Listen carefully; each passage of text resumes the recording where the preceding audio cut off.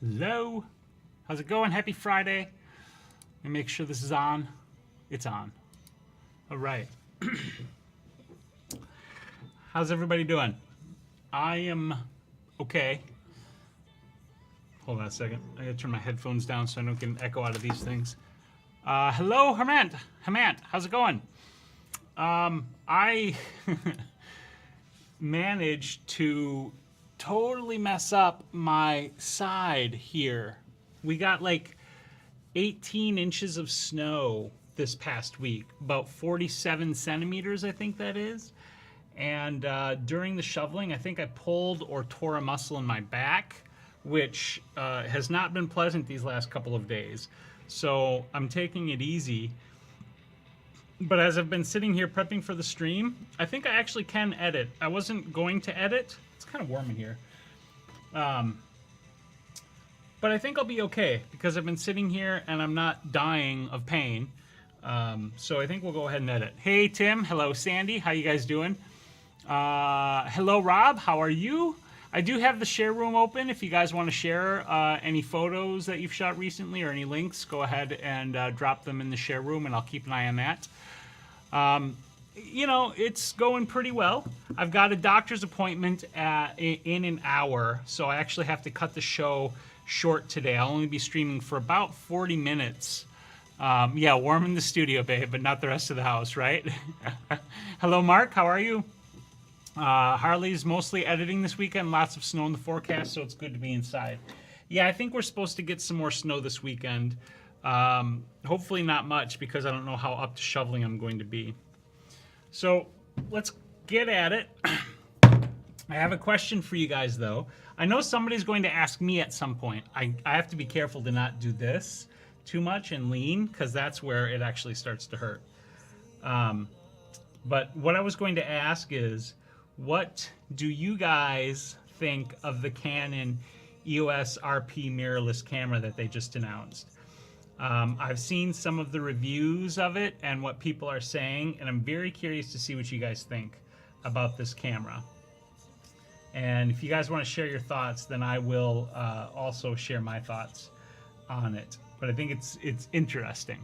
So Harley, what are you editing? What photos? Lots of snow in the forecast, so it's good to be inside. But what photos are you editing? All right, let's turn the flow down on this brush. Opacity up, hardness down, and let's soften a little bit of skin here.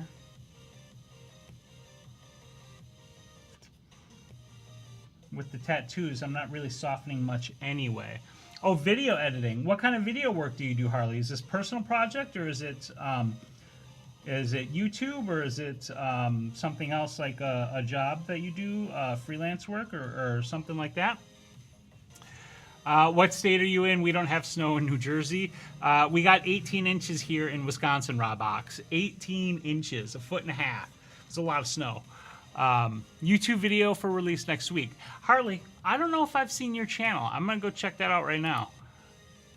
Let me figure out how to do this. Go to channel. There we go. Ha, I found your channel. I'm going to have to check out what you're doing. Evolution of the Steamboat. Hooked on Light. Photo and video stuff. Cool. I'm subscribing to your channel, Harley, so I can check out your stuff. All right. That's done. Hey, Mr. Noodle, how are you? Good, affordable, full-frame mirrorless for someone starting out with photography or good backup camera. This channel isn't the one I normally release on. Oh, okay, so that's a different channel. If you want to share your channel link, Harley, feel free to do so. Let me pop the share room link in there again. If you want to share your link, go right ahead. Hello, Edgard and Dwayne. 40 degrees yesterday, 2 degrees today, and 2 to 4 inches tomorrow. Our temperature today, it's not too bad, actually. It's 24 degrees right now, so that's okay. Low of -3, so there's that. I haven't looked into the Canon mirrorless yet. So I agree with what you're saying, Sandy. Good, affordable, full-frame mirrorless for somebody starting out. Here we go, tv.houseofhacks.com. Let me grab this link. So this is Harley's channel. Okay.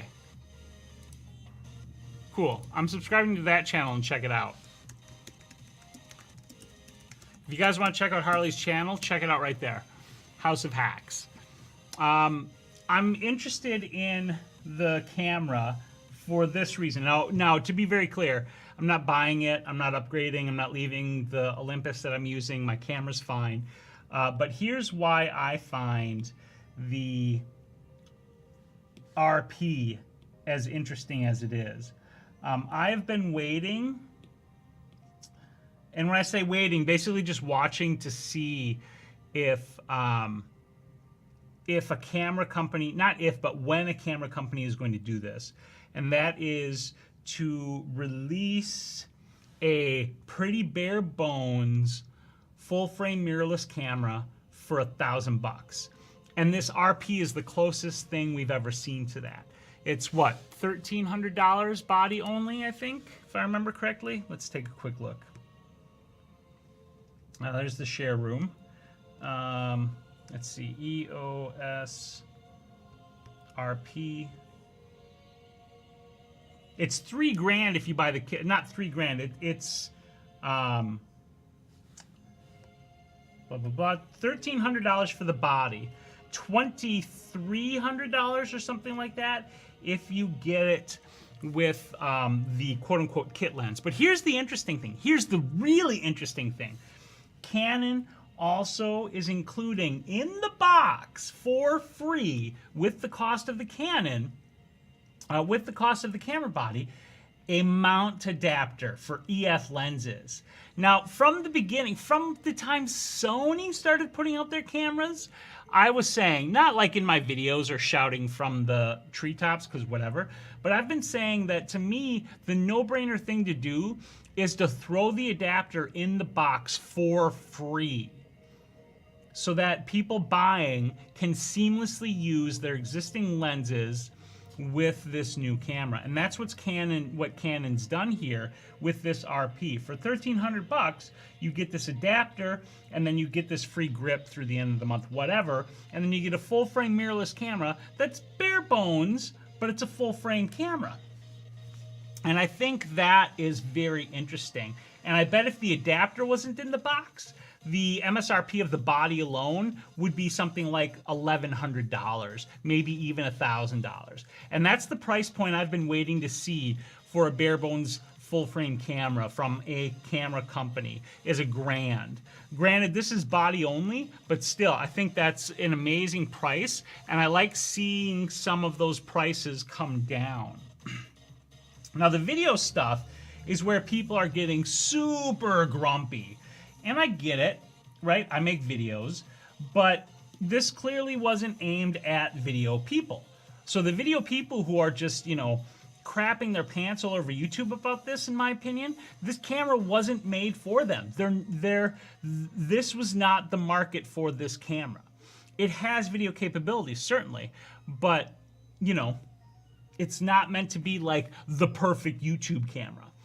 And that's great. That's fine. I don't have a problem with that. If I was going to buy a full frame, I would look at the RP because of the price point, because it comes with the EF adapter, and the ease with which I could acquire lenses that I could use on that camera. That would be amazing. So that's kind of what I think about that camera. I find it really exciting because that price point's coming down. So Dwayne says, I'm getting spoiled, looking forward to your Friday live show. That's awesome. I appreciate that. And that's why I'm here today, even though I had been in a significant amount of pain these last couple of days. I'm actually feeling okay right now, but I want to be consistent with these live edits. Sandy says, pro photogs aren't going to buy it. I wouldn't mind having it as a backup for my 5D3. As a quote-unquote pro, I'd buy it if I was looking for a full-frame camera, because the kind of work I do, the studio stuff that I do, that camera would be perfect, right? Like full-frame, quote-unquote quality. I can slap a flash trigger on there and fire my flashes, get my lenses. I've got full manual control. Like, that's all I need. Some of the limitations seem odd, but he was ranting about it being limited to 720p when crop factor lenses were used. Not sure about the physics of crop factor lenses on mirrorless. Yeah, I heard a little bit about that. I know people are definitely ranting about it. the video side of things, and they're really not happy with the video limitations that Canon put on it. Sandy says, I've never bought a camera with video in mind, so I don't care about video specs. Exactly, and this camera is aimed at people like you, Sandy. I'm not saying you should buy it, obviously, but the point is, you know, people who don't care about video, this is who that camera is for. And as a person who already has a dedicated video setup, I could see myself using this camera. Again, I'm not going to be buying it, but I find it to be, I think it's actually a quite exciting camera because it's such a low price point camera as a full frame. And that is what I think is really cool about it. And I think people are really, really, really missing the point on that. In fact, I actually was thinking about making a video talking about these points on my channel because I think people are missing the point of the camera. Kim says, maybe when you go to Vegas, they will give you one to borrow forever. That would be super cool. Right. That would be pretty cool. I should. Husband said I shouldn't. Sandy says, right? Exactly. It would be pretty sweet if Canon let me borrow one, but I don't see that happening. There's a weird little spot here that, no, that is part of the shot. Okay, then I'll just leave that. I'm definitely going to check one out while I'm at WPPI and see if I can get hands-on. But it's going to be super crazy, I'm sure, at the Canon booth at WPPI. So it'll probably be pretty difficult for me to get hands-on with that camera. But if I do get a chance, that'll be great. If not, I might even rent it to do a video on it. Which is saying something, because you guys know I don't do a ton of video reviews of cameras and such. Oops, that was a little bit too much. Dwayne, my friend who sells Nikon says the Olympus EM1 Mark II is a badass 4/3 camera. I agree. I agree 100%. He says the downfall is not really good glass. I'm surprised Panasonic and Olympic. Dwayne, I 100% disagree with that assessment. Panasonic and Olympus both produce fabulous lenses. The glass coming out of both of those companies and the third-party companies that are making lenses for Micro Four Thirds like Sigma and Tamron and whoever else is, those lenses are great. I'm not sure where your Nikon friend, the sales rep, I'm guessing, is getting that idea. But in my opinion, the quality of their lenses that are available are absolutely fantastic. So I would disagree with that assessment. That would be my opinion on that. They're not all amazing lenses. There are definitely quote unquote, you know, consumer grade or cheaper lenses for people. But that's the same for Nikon, Canon, you know, Pentax, Sony, Panasonic. You know, everybody makes cheaper lenses to make them more affordable for people. And then you have your high ends. As an example, the Olympus Pro Series lens of zoom lenses, the 12-40, the 40-150, and the 7-14. Those are all amazing lenses. I use and love the 12-40 and the 40-150, and I think they're great. Good morning, John, from Anchorage, Alaska. That is super awesome. How is the weather up in Anchorage? Because it's actually not bad here in Wisconsin right now, but it has been earlier this week. It kind of sucked. So I should actually do some editing here, right, guys? Let me just check the share room real quick. Oh, we've got a picture here in the share room. Okay, before the end of the show, I'll definitely take a few minutes to take a peek at the photos that you guys have popped into the share room. So if you do want to share a photo or a link, go ahead and drop that into the share room. Let me just again put that link in here for you guys. There we go. All right, so one of the things that I've been debating on the dodge and burn of these particular photos is how much I want to dodge and burn some of the detail of what Noelle painted on Angela. And I definitely want to do some because I want to bring out and enhance some of that detail. But that's going to make the dodge and burn take a significantly longer time. So this part may not be super exciting as far as editing goes.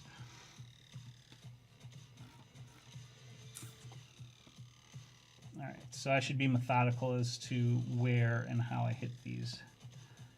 It's a little too big.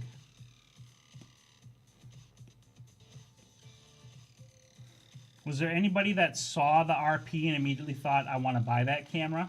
I'm guessing no. My first thought was I'd like to try it. But like I said, that camera also, I think, was basically made for people like me, people who understand that, you know, they don't need all the bells and the whistles and the whiz bangs. And if you're looking for a purpose-built machine, so to speak, the RP is like a perfect purpose-built studio photographer's camera. 60 degrees yesterday here in Florida, and people crying that it's cold. Yeah, that's not cold at all. Do you use the dodge and burn tools or a 50% gray layer, black, white brushes, or something else? That's good. -2 at 6 a.m., John? Oh, but looks like a beautiful sunny day. Yeah, 60 degrees is lovely. So, Sandy, you wanted to buy it right away. That's awesome. Like I said, I want to try it, and I really see the appeal of it as a super affordable full frame camera.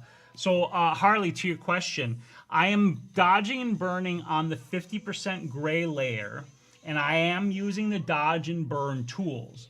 Now the gray layer blending mode is changed, and the reason I use 2 gray layers, you'll see here that I have a hair layer and a skin layer for my dodging and burning. And the reason I have 2 different layers is that each one uses a slightly different blend mode. For the hair, I use the overlay blend mode. And the reason for that is the overlay blend mode is a little bit more aggressive in passing through the dodge and burn changes, whereas soft light is a little less aggressive. And so on the skin, I want a slightly softer, a slightly less aggressive dodge and burn affect applied. Whatever. And then on the hair, I want that effect to be a bit more aggressive effect. So that's how I do my dodge and burn. 50% gray layers with overlay and soft light blend modes, and using the dodge and burn tools, typically with the flow at 10% or less on the brush, dodge or burn, that I happen to be using.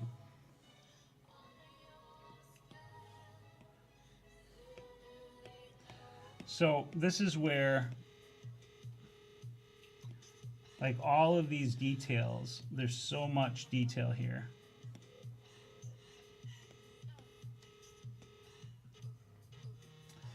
I'm trying to figure out what I'm going to make for my next video. I had an idea. Somebody asked a question, and I want to talk about that particular topic. So I might be talking about backing up and what backup solutions and system I use, because I think backing up is super important for all of us as photographers. But then I was thinking it might be worth it to make a video about the RP and why I think everybody else is getting their assessment of this camera wrong. Because every headline, every video headline, every article headline has been like, frowny face, thumbs down, why Canon, why, blah blah blah.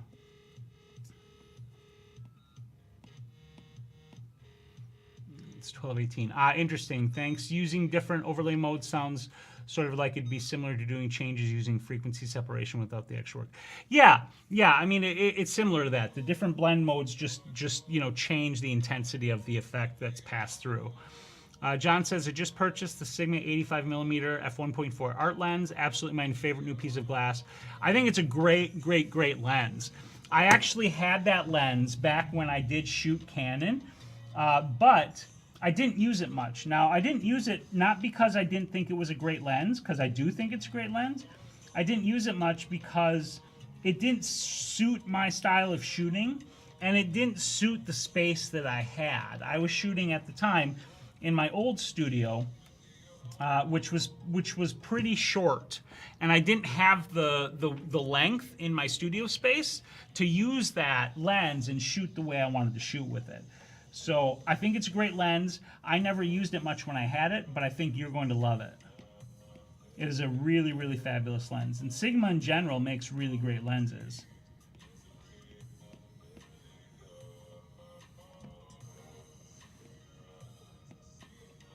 All right.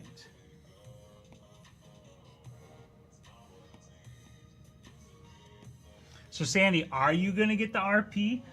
I'm like super curious. As a backup camera, I think it would go really well in your kit, especially knowing that it comes with that EF adapter, so you don't even have to buy a lens. You can just throw that adapter on, and boom, you're good to go with all of your EF lenses. Or is your husband discouraging you from doing so?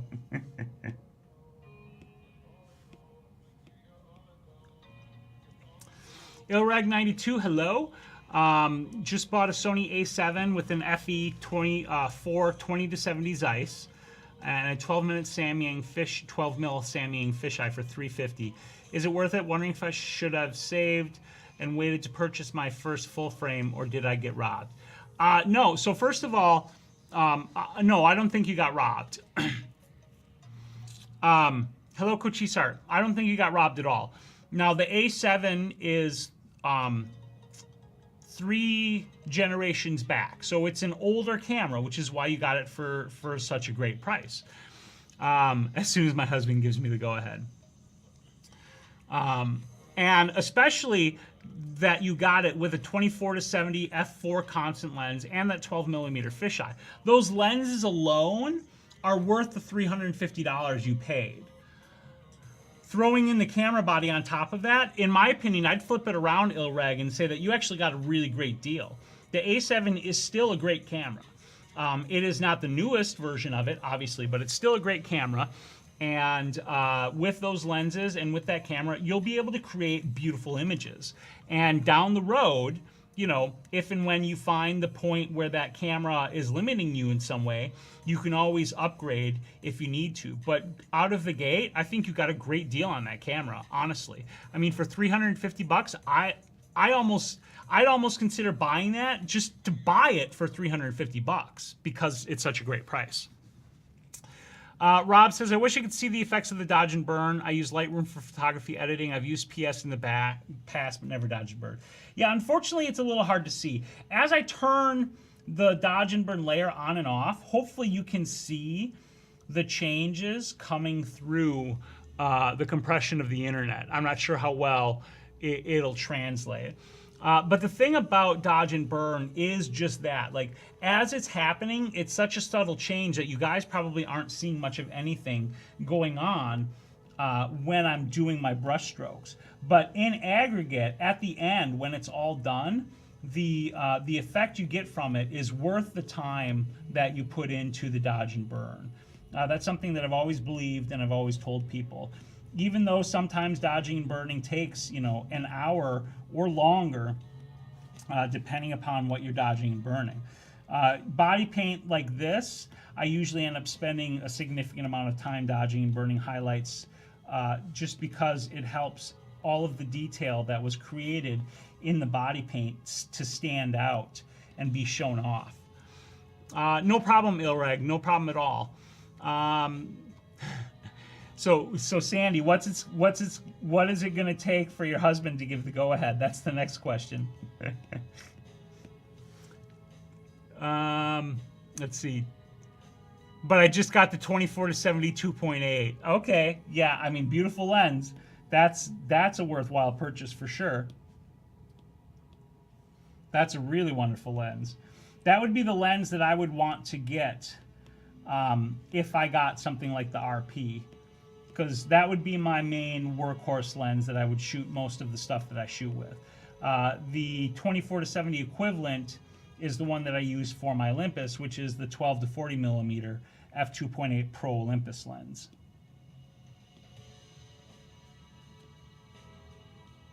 Okay, so that's pretty good.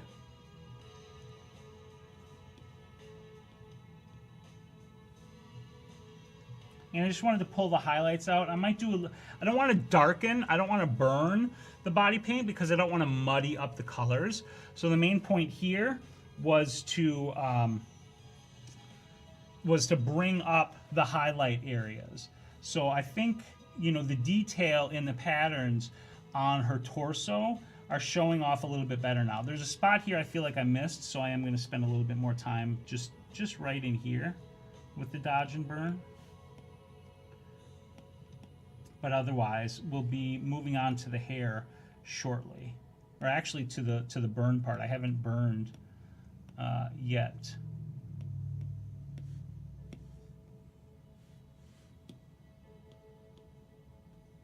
Okay, that's pretty good.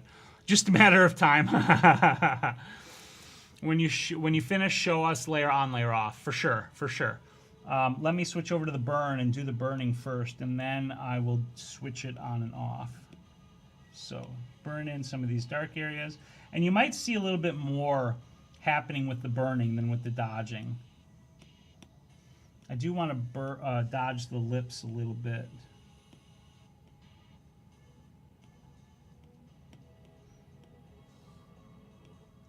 Although I think I'll probably come through here and add more to the lips like I did with the other one of these photos. So we'll see how much of that I end up doing. Just right there real quick.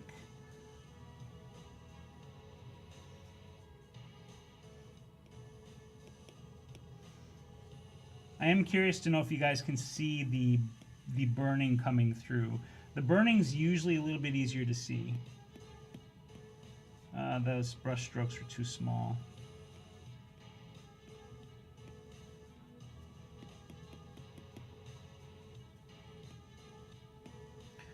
The other thing that will take some time if I decide to spend it is dodging and burning into the smoke, into the haze. Hey, I'm E, how are you? All right, I'm E. I always say I am E. I think that's good for the skin. So that's the dodge and burn off. And that's the dodge and burn back on. And we'll do that one more time. Dodge and burn off. And dodge and burn back on. And it just brings out those details. And then we'll move on to the hair. Back to the dodge. 26. So I've got about 20 more minutes. 15-ish minutes. And then I'm going to have to wrap up the show, guys, so that I can get to the appointment. So I apologize that it's going to be a shorter show today. But better than no show at all, right? I don't want to go too crazy, even dodging and burning the hair, because there's a lot of haze in this in the first place, and bringing out too much contrast actually can work against that haze that I've got in the image in the first place. So I might turn the opacity of this dodge and burn layer down, or actually switch it to a soft light blend mode, just like the skin layer.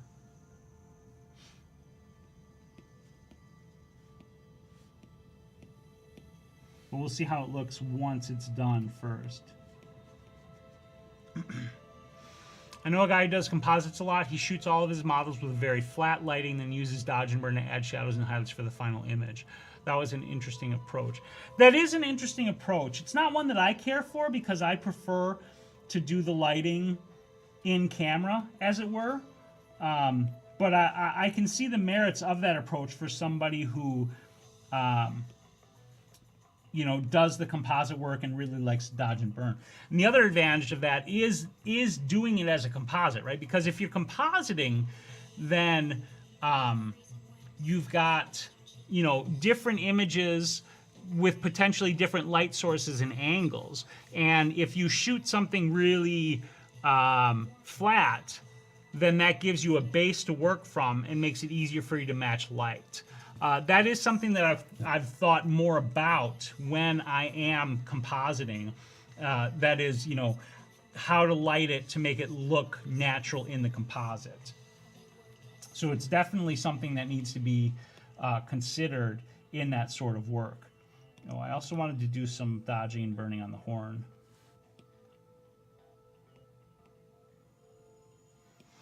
Let's see. Hi, dear Spyros. Can you please review the Nanoha macro lens, 5:1 with the EM1 Mark II? Is there an equivalent or even a 2:1 lens? So I can definitely look into that lens. I can't promise a review just because I don't have that lens, but I can see, you know, if I was able to acquire it, I could maybe do a review. Regardless of that, though, I wouldn't be able to do the review with the EM1 Mark II because I don't have that camera. I have the EM5 Mark II. So if I did review it, it would be with that camera. But regardless, it's a $500 lens. So it's not one that I can just buy to review on the drop. But I could certainly take a look into it. And if there's a possibility of me renting it, I've been thinking about buying a macro lens to do some macro videos anyway. So that, you know, it's a possibility. I'll say that, Mo. I can't promise it, but it is a possibility that I could maybe acquire or rent or borrow it and do a review video on it.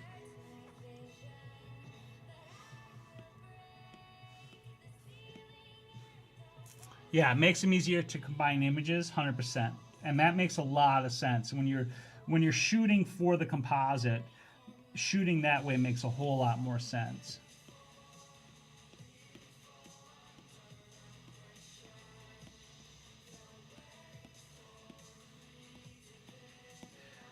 All right. And I'm being a little loosey-goosey on the dodge and burn on the horn because it's kind of a loosey-goosey subject in the first place as far as like the texture areas and stuff. But let's hit that up. Now let's switch it over to the burn. And I don't think this is going to take as long as I thought it would. There's actually not quite as much going on here. I mean, there's definitely stuff going on in her hair, but not quite as much as I thought there might be.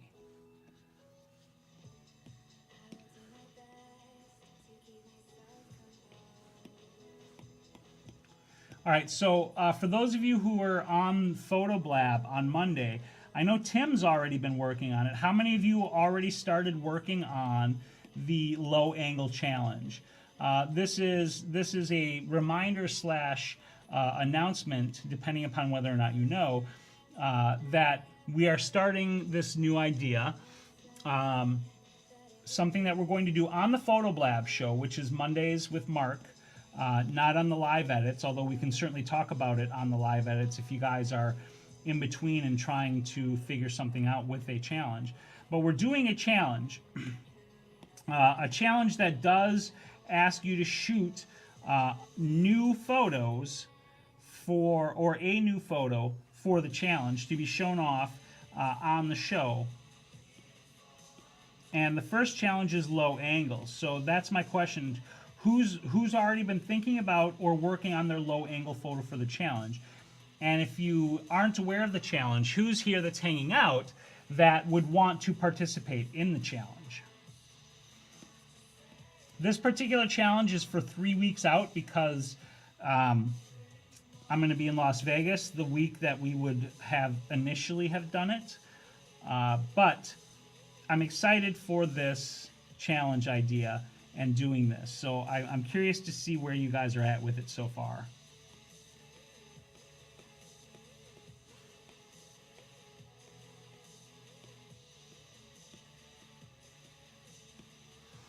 Let's see. Sandy says, I was thinking about getting the Viltrox speed booster from my M50 to get kind of a full frame look out of my EF lenses. Would they be good quality compared to a real full frame mirrorless camera? I'm not familiar with the Viltrox speed booster, so let me look that up real quick first.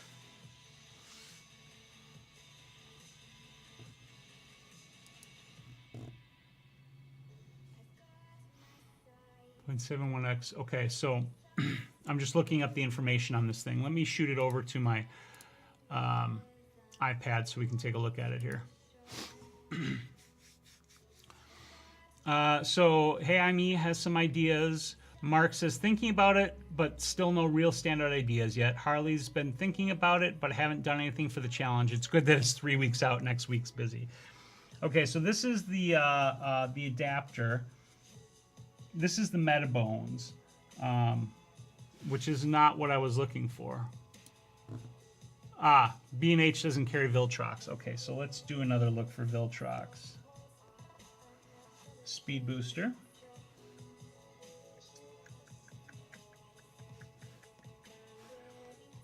Alrighty. I don't know much about these speed boosters. Let's just bring one of them up. So here's EF to EOS M2. So this should work with the M5 because it goes to the M adapters. So this is a speed booster. And to get that kind of full frame look out of your lenses, this is definitely going to help, because this is basically, you know, putting this in between. This is the opposite of a teleconverter, or it is a teleconverter. It's just a teleconverter in the opposite direction that most people normally think of a teleconverter, right? Usually we think of a teleconverter as a 2x or something like that to extend the focal range of a lens. And here we're reducing. So this is actually a focal reducer, so that when you put your full frame lenses on your mirrorless camera, the 24 to 70, as an example, will give you an actual 24 to 70 millimeter field of view on your mirrorless camera. As a result, you will get more of a quote-unquote full frame look, because you'll be able to achieve the how do I say this without being confusing? Okay. By changing the focal length back out, you're putting yourself back into a position where you're essentially composing your image the same way you would compose it on a full frame camera.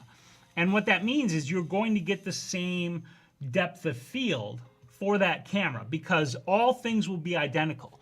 You will be shooting at, let's just say you would take your photo with your 24 to 70 on the 5D, I think you have, 5D Mark IV, I think you have, Sandy, if I remember correctly, 3 or 4.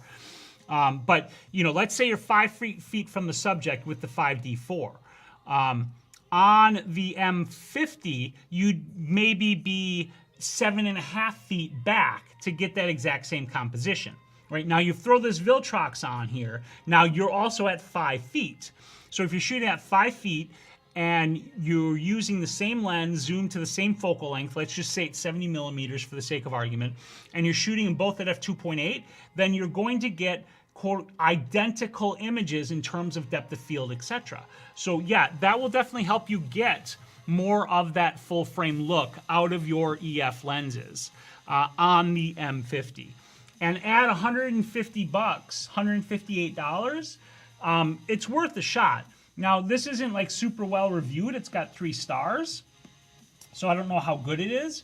Plagued by finicky focus issues, won't work with many EFS lenses. Works sometimes, really great optically, as good as Metabones, have some issues with mounting support. So it seems like, you know, this is hit and miss as opposed to, will I lose quality? I'm gonna say maybe, and if you pixel peep, you'll probably see it. Because this is a $158 adapter. If you don't want to lose quality, I would say get a Metabones, but a Metabones is significantly more expensive, right? So the question then becomes this. $158 for this Viltrox versus $649. So we'll just round it, and it's an additional $510 for the Metabones. And in my opinion, the image quality difference probably won't be $500 worth of difference. In other words, the Metabones is probably going to give you better image quality, but I don't think it'll be $500 worth of better image quality, and I don't think the Viltrox will be so bad that it'll be so noticeable that you'll hate it. That being said, you won't know until you shoot with it. So make sure if you do buy it, you buy it from Amazon or a place that has a good solid return policy. So if you don't like it, then you can give it back. because you know, you don't want to get stuck with a $160 thing that doesn't give you the results that you want. But I think it's worth a shot for sure. Hey Emmanuel, how's it going? And so I'm going to apologize because though I didn't get very far, I do actually have to wrap this up now so that I can get to my doctor's appointment. So a couple of things before I wrap it up is the reminder that the challenge is open and it is low angle. So if you aren't thinking about it and you want to participate, then start thinking about what kind of low angle photo you want to shoot and start making your plans. You have 2.5 weeks now. No problem, Sandy. And then, of course, Mark and I will be back this Monday for Photo Blab, and I'll be back on Tuesday with my video as per usual. Yeah, that hair looks nice when it's dodged and burned. Let me zoom in so you guys can see that. So take a look at that. You should really be able to see it in the hair. I think, though, it's too aggressive because of the haze in the image. I'm going to turn it on again. I think it stands out a bit too much, so I'm actually going to drop the opacity on it a bit. And take it down to like 60%. That way you still get the dodge and burn look, but it doesn't obliterate the haze and make it look weird and unnatural. Okay, so with that, I'm going to wrap this up so I can get to the doctor. Answer this question. I'll answer this real quick first. When looking at image quality, you have to ask yourself where and how are your images used. If they're going to be blown up, then quality is more an issue if they're reviewed than if they're reviewed on the web. That's an excellent point to add to that, Harley. Excellent point. Thank you, Rob. This is just my yearly physical and checking into whatever the heck I did to my back. So shouldn't be anything major, but I'm hoping that this is sorted out pretty quickly. I will see you guys next week. Have a wonderful, safe weekend. Make sure you get out there and take some damn photos. Before I start waving like a crazy person, I'm going to find my stop button, and I found it. So have a great weekend, guys. Bye. Thanks for hanging out with me.